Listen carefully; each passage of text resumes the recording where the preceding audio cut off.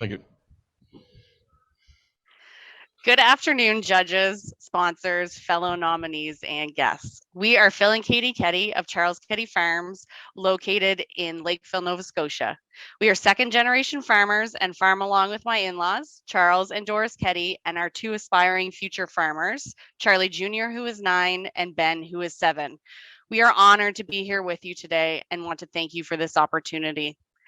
Lakeville is located in the beautiful Annapolis Valley. The North and South Mountains that run the length of the valley give us a unique microclimate that is found nowhere else in the Maritimes. The hot, humid summers are what allow us to grow a traditionally southern crop like sweet potatoes successfully. Community defines life in the valley, and our agriculture community is a close-knit and supportive one. We are so grateful to call this place home. Phil's parents are first generation farmers and got started on one small block of land after the gift of a customer contact and some strawberry plants from another nursery grower. They were one of the first 2 Canadian farms to sell into the Florida market. Today, the nursery is in its 44th year, and we grow 110 acres of government inspected strawberry plants that are sold across North America. Phil was born and raised on a family farm. His fondest childhood memories are of working alongside his parents, doing anything he could, from riding in the passenger seat as his dad ran irrigation and went for parts, or sitting in the buddy seat doing land work. As a teenager, he took on more responsibility in the day-to-day operation of the farm. At the time, his preferred job was behind the wheel of a tractor seat. He continued to learn about the business as a whole from his parents. His heart and soul are that of a farmer. I didn't grow up in agriculture, but grew up with a father who was a chef. He focused on purchasing locally sourced ingredients wherever possible. I naturally had an interest in the industry, set from examples by him, and also I grew up riding horses, which sparked an interest in agriculture as well. My career path has always led me back to agriculture. After the birth of our second son, I came to work on the farm full time. I jumped in with both feet and learned all I could. We met while attending the Nova Scotia Agricultural College. In 2010, we were married and merged our lives together. Today, we work as a team. I am grateful to be a part of this family and the industry, and I've even gotten this farm boy on a horse a time or two. We have made it a priority to increase yields per acre while improving soil health. Our crops are currently set up on a 4-year rotation. We grow strawberry plants, then sweet potatoes, a grain cereal, and a cover crop.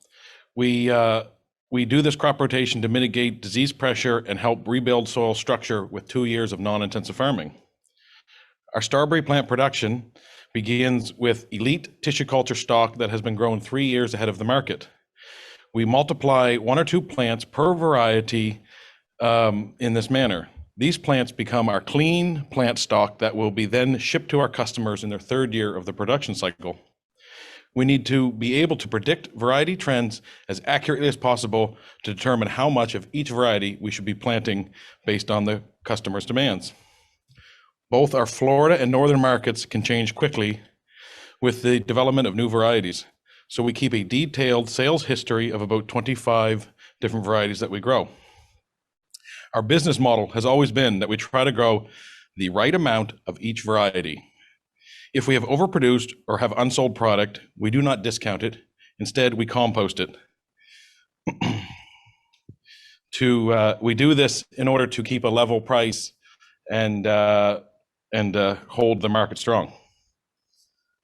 After a failed business relationship with a broker in our early years that nearly put our farm out of business, the value of building a face-to-face relationship was learned. Today, this is still how we do business. We travel to see our customers each year to stay relevant in the industry, both in terms of actual marketable product and ag practices. What makes our business unique is that we are farmers selling directly to farmers. We have over 300 customers across North America. We know that the quality of our product directly impacts their success. This is one of the reasons that we take such pride in producing the best possible plants that we can. We believe that the quality and performance of our plants sell themselves. Our continued success is a direct reflection of the success of our customers. We believe the best customer is a repeat customer, and many have been with us for many years. When I returned home from college, my father and I discussed that I needed to bring something that would add value to the business. I was always encouraged growing up to try some of my own crops to foster independence and gain experience. I tried tulips, garlic, perennials, and although these crops never became successful for me, the experiences were invaluable. Not long after that conversation, we were approached by Perennia for a research opportunity trialing sweet potatoes. At that time, we believed Nova Scotia didn't have the right climate to grow this crop successfully on a commercial scale. As we did more research, we realized that sweet potatoes could fit perfectly into a window of downtime in our operation. The first 4 years of growing sweet potatoes were dedicated to research. We were growing them successfully in Nova Scotia and finally began producing ones of a good size and shape that we felt could be marketed to larger retailers. Our biggest lesson came in year 5, our first year for growing for the commercial market. The harvested crop looked good and it went into storage into one of our existing warehouses. When we started packing, we realized the entire crop was a total loss due to storage rot. We hit a crossroad after that. Do we continue with this crop? That fall, we traveled south to where this crop is traditionally grown to see their farm practices. That trip was what set us up for the years of success that would follow. The following year, we invested heavily into building a brand new climate-controlled warehouse modeled after what we had seen down south. Since completing the warehouse, we have grown to 60 acres, doubled the size of that warehouse, and are now the largest sweet potato producers east of Ontario at 1.5 million hand-harvested pounds. This crop has also balanced our revenue stream for what was a financially stagnant time of year. We no longer rely on operating loans to begin our planting season as we have had to in the past.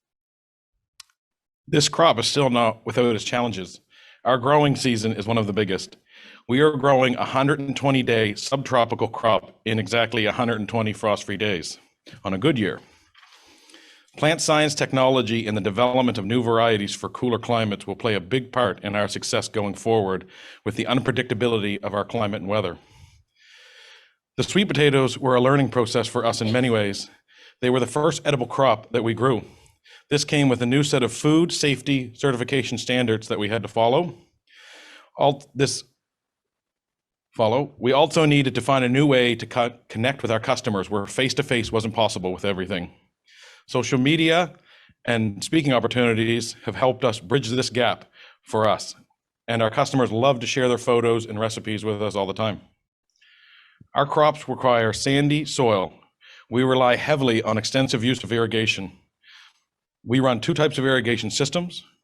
We run small amounts more often to have a decreased withdrawal rate from the water course and to be sure not to oversaturate the soil, losing excess moisture to runoff. This means that we mostly run at nighttime when the sun is down and there's no wind. And during the dry periods, we try to add about 10 mils of water every 48 hours. We view ourselves as... Sorry, I'm going to skip ahead. We view ourselves as leaders and being on the forefront of adopting new technology. We were the first in Canada to import out of Italy a small self-propelled air boom sprayer. We have built a UV light machine, which is still in the R&D stage at Cornell University. It's proving effectiveness on controlling powdery mildew and spider mites in strawberry plants. We were early adapters of sap analysis leaf sampling, and we are in the process now of working on solar to bring our farm to net zero energy use in our warehouses. We are focused on maintaining a rich diversity of green manure species. We aim to work about 2 to 3 cover crops in the same year. Today, tillage is still an important part of horticultural production, but we now reduce the number of passes per field in order to preserve soil structure and build organic matter. We love talking cover crops, but as you can not see, not everybody enjoys it as much as we do. There are many factors that have gotten us to where we are today. Being innovative and open to change, seizing opportunities and searching them out for ourselves. The biggest key to our success, however, is each other. Above everything else, our family comes first. What would success be without having those who matter most around us to support each other through the struggles and be there to celebrate all the successes?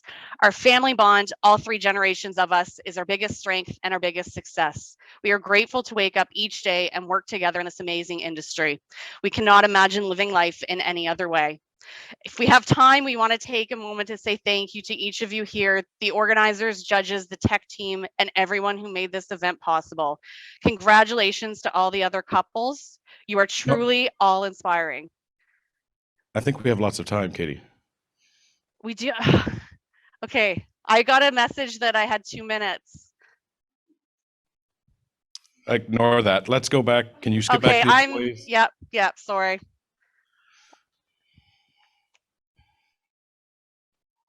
Okay, there's our kids not loving talking about cover crops. Thank you. Okay, carry on from there, please. Okay, I'm so sorry. I was just going on what I had. Next slide. One of our core values is that we are borrowing our land from the next generation. This is what drives our decision making, especially when considering new technologies or application strategies. Our environmental farm plan showed us the importance of leaf sampling and the 4 R's of stewardship. It has helped us reduce our overall environmental footprint, thus helping our reach our goal of setting the next generation up for success by leaving them a healthy and productive farm.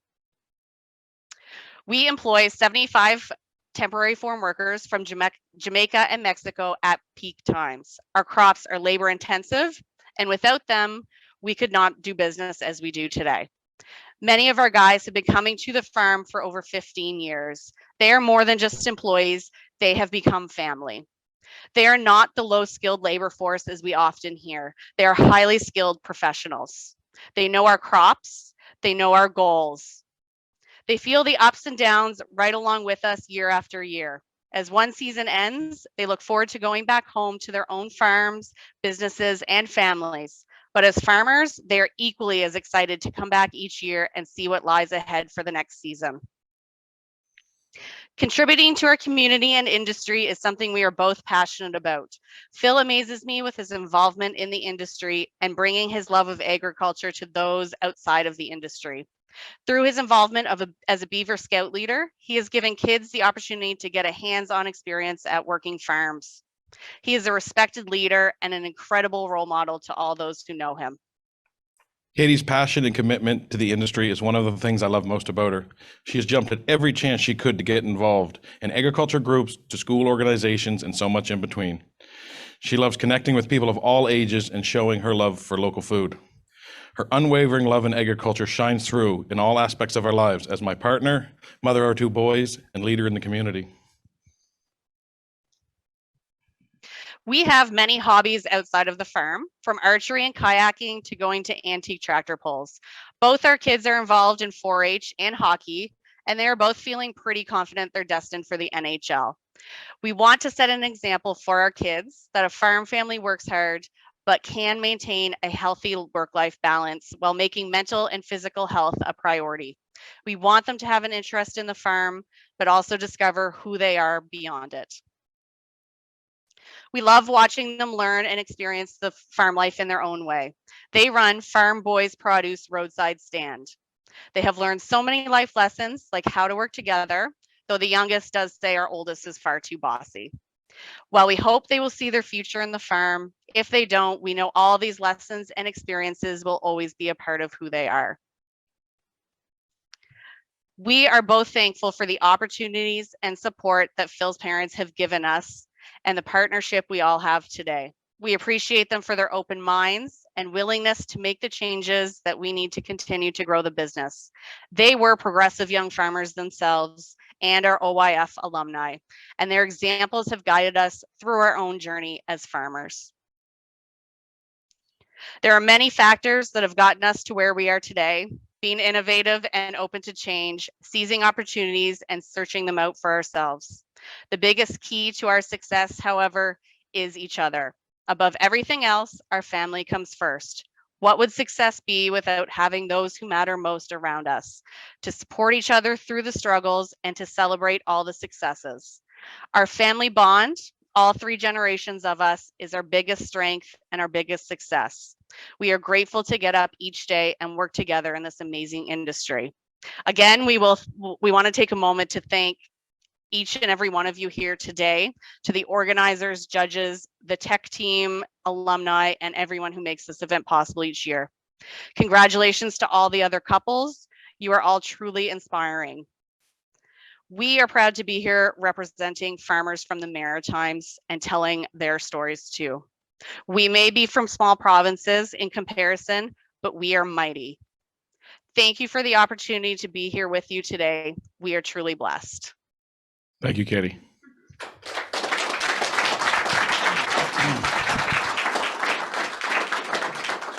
Great. So we'll open it to questions. Everyone who's joining us virtually, your chat room is open, so please chat away any questions that you might have for Katie and Phil. And if there's anyone in the room, I'll just bring the microphone around. We have one question. Thank you for your presentation, Calvin Meadows, 2011 scholar.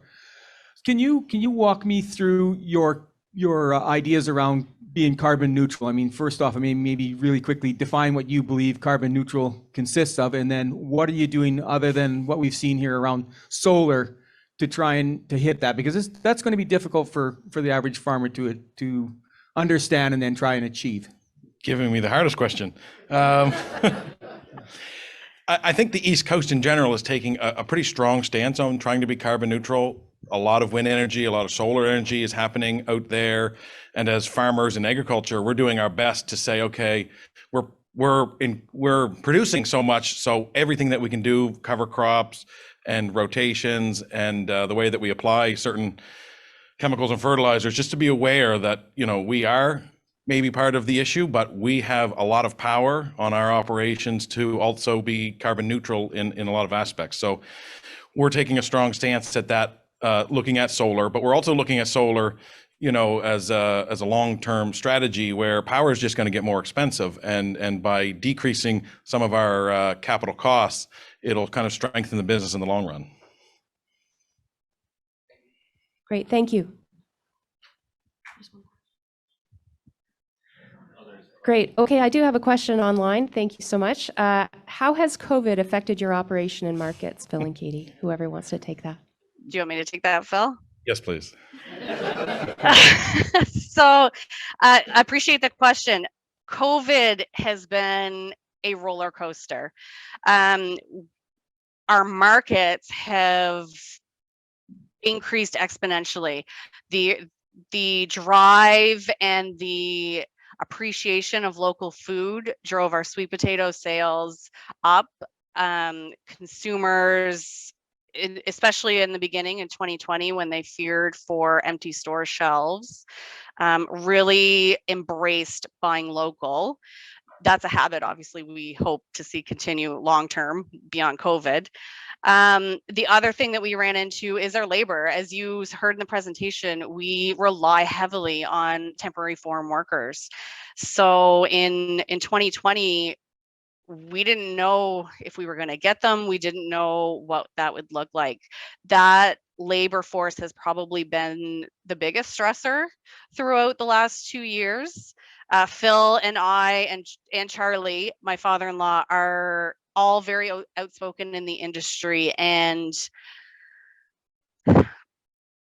helped continue the conversation of how important these workers are to our food supply chain and to being food secure in Canada.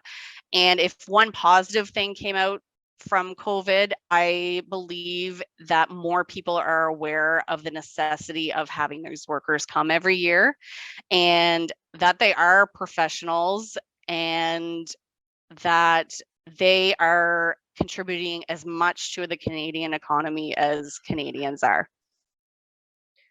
Thank you, Katie. Any other questions from the room or on chat? I don't see. Chat is closing now, so I think we're good. We're going to hear from our sponsor.